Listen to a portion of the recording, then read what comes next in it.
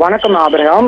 சென்னை போரூரில் உள்துறை அமைச்சர் அமித்ஷாவை கண்டித்து காங்கிரஸ் கட்சியினர் கண்டன ஆர்ப்பாட்டத்தில் ஈடுபட்டனர்.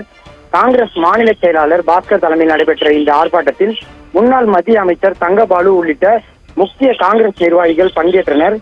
போராட்டத்தின் போது அமித்ஷா பதவி விலக வேண்டும் எனவும் பொதுவெளியில் அவர் மன்னிப்பு கேட்க வேண்டும் எனவும் காங்கிரஸ் தலைவர் ராகுல் காந்தி மீதான பொய் வழக்கை ரத்து செய்ய வேண்டும் உள்ளிட்ட கோரிக்கைகளை வலியுறுத்தி அவர்கள் தொடர்ந்து முழக்கங்களை எழுப்பி வந்தனர்.